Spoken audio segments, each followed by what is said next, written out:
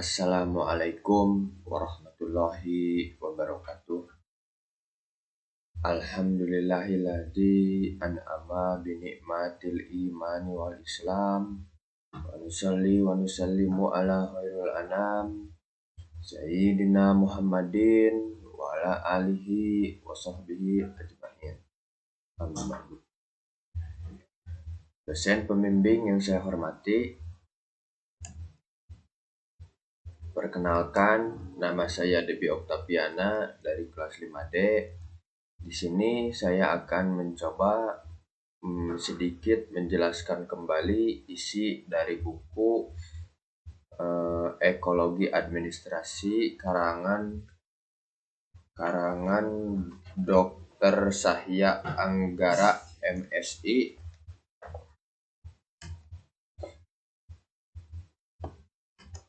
Yang pertama, saya akan mencoba menjelaskan tentang upaya pengembangan etika lingkungan. Di sini ada 5 poin. Poin pertama yaitu penguatan misi untuk mempertahankan keseimbangan ekosistem.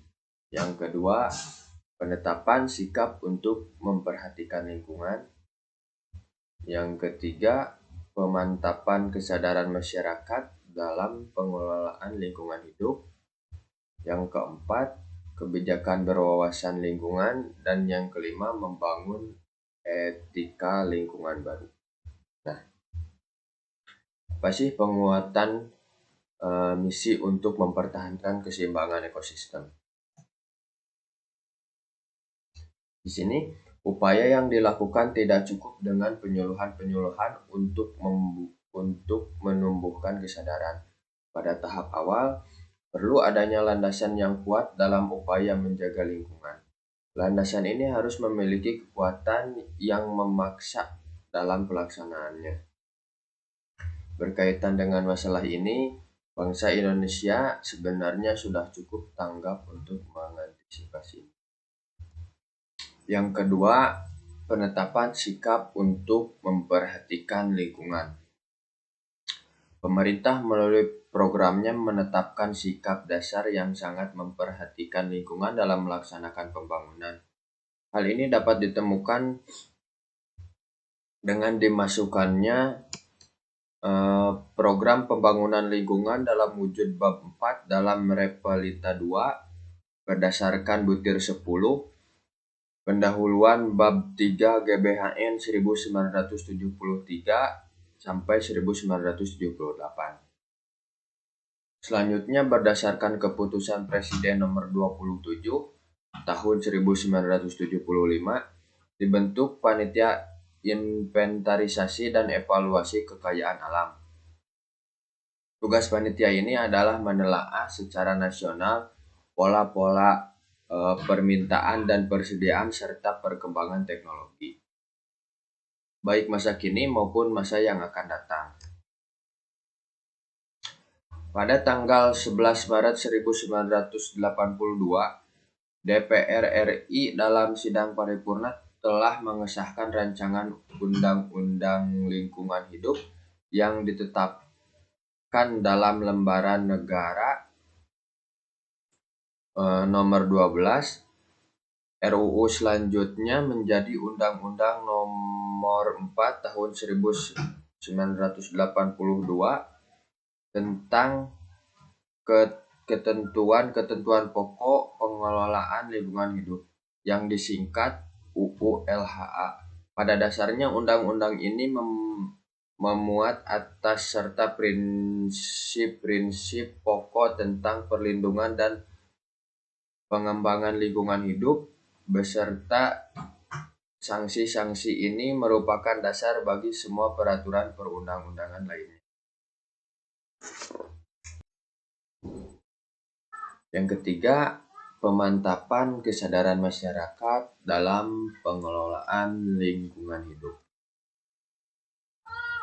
Kesadaran dan kehidupan masyarakat yang berkaitan dengan pengelolaan lingkungan hidup telah berkembang sedemikian rupa sehingga Undang-Undang Nomor 4 Tahun 1982 atau UU LHA perlu disempurnakan perlu disempurnakan untuk mencapai tujuan pembangunan berkelanjutan yang berwawasan lingkungan. Undang-undang baru ini diundangkan pada tanggal 19 September 1997, yaitu Undang-Undang Nomor 23 Tahun 1997 yang disingkat Undang-Undang Pengelolaan Lingkungan Hidup atau UU PLHA. Masih banyak peraturan lain yang ditetapkan sebagai aturan operasional baik dalam bentuk keputusan presiden maupun peraturan menteri. Yang keempat, kebijakan berwawasan lingkungan. Berkaitan dengan alam, manusia mempunyai tugas dan tanggung jawab sendiri. Untuk itu, sudah seharusnya dikembangkan sikap baru dalam memperlakukan lingkungan dengan cara menjaga keutuhan lingkungan itu. Manusia harus menguasai alam. Ia tetap menggunakannya. Manusia dapat menguasai alam dengan cara menghargai, mencintai, mendukung, menjaga, dan mengembangkan lingkungan. Dan selanjutnya poin yang kelima, membangun etika lingkungan baru. Di sini ada beberapa poin. Yang pertama, manusia harus menghormati alam.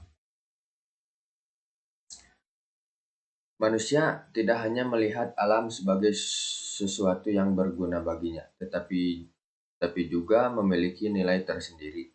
Jika terpaksa mencampuri proses-proses alam, ia hanya melakukan seperlunya dengan tetap menjaga keutuhannya. Yang kedua, manusia harus menanamkan kesadaran akan tanggung jawab terhadap lingkungan. Yang ketiga, manusia harus merasa bertanggung jawab terhadap kelestarian biosfer. Yang keempat, solidaritas dengan generasi yang akan datang harus menjadi acuan dalam pengelolaan lingkungan.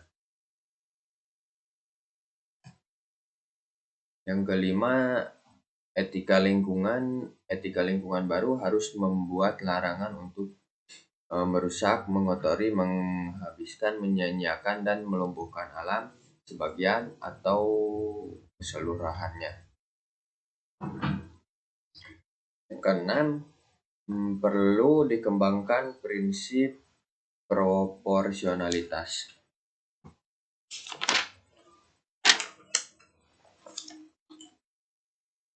Pembangunan pasti akan mengubah atau merusak lingkungan, baik sedikit maupun banyak. Untuk itu, urgensi suatu program dan akibat kerusakan lingkungan yang akan ditimbulkan di sini perlu diperhatikan. Dan yang ketujuh, prinsip pembebanan biaya pada penyebab. Kerusakan lingkungan yang disebabkan oleh pihak tertentu akan menyebabkan kerugian bagi seluruh masyarakat. Tidak adil jika seluruh masyarakat harus menanggung akibatnya. Pihak penyebab kerusakan lingkunganlah yang harus bertanggung jawab sehingga kerusakan lingkungan dapat diatasi. Selanjutnya, saya akan menjelaskan tentang mewujudkan pembangunan yang berwawasan lingkungan. Di sini ada beberapa pendekatan atau pola-pola untuk mewujudkan pembangunan berwawasan lingkungan. Di antaranya ada pola pendekatan filosofis, pola pendekatan ekologis, dan yang ketiga pola pendekatan psikologis. Pola yang pertama ada pola pendekatan filosofis. Pada dasarnya banyak ajaran filsafat dan agama yang menganjurkan manusia untuk memelihara, menghargai, dan hidup menyatu dengan lingkungan. Dalam perspektif pembangunan yang berwawasan lingkungan, manusia dipandang sebagai subjek dan objek pembangunan. Dikatakan subjek pembangunan karena ia merupakan pelaksana pembangunan. Adapun dikatakan objek pembangunan karena sasaran hasil pembangunan hakikatnya untuk kepentingan manusia. Dengan kata lain, pembangunan dilaksanakan oleh manusia dan untuk manusia. Selanjutnya, yang kedua ada pola pendekatan ekologis.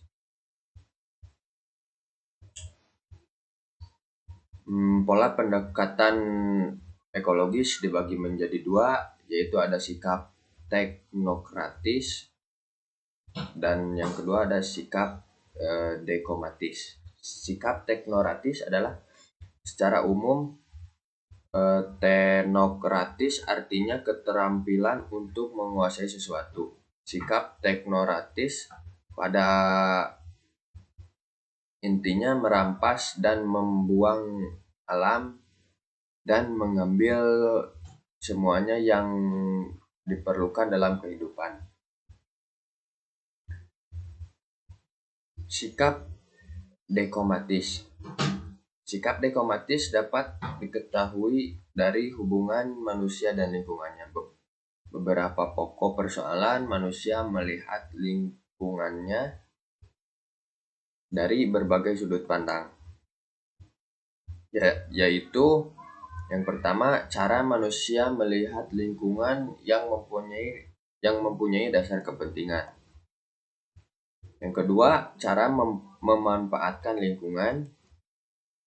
Yang ketiga, cara mengelola lingkungan hidup. Dan yang keempat, cara menyelamatkan lingkungan. Dan yang terakhir, ada pola pendekatan psikologis. Pada hakikatnya, pembangunan berkelanjutan merupakan aktivitas memanfaatkan sumber daya alam untuk meningkatkan kualitas hidup dan kesejahteraan masyarakat. Pelaksanaan pengembangan pada dasarnya juga merupakan upaya pemeliharaan keseimbangan antara lingkungan alami atau sumber daya alam hayati dan hayati dan lingkungan binaan atau sumber daya manusia dan buatan.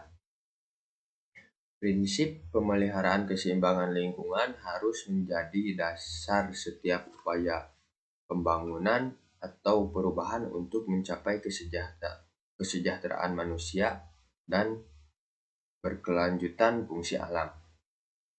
Upaya peningkatan kesejahteraan manusia harus seiring dengan kelestarian fungsi sumber daya alam agar keseimbangan lingkungan tetap terjaga dan potensi keanekaragaman hayati tidak akan menurun kualitasnya.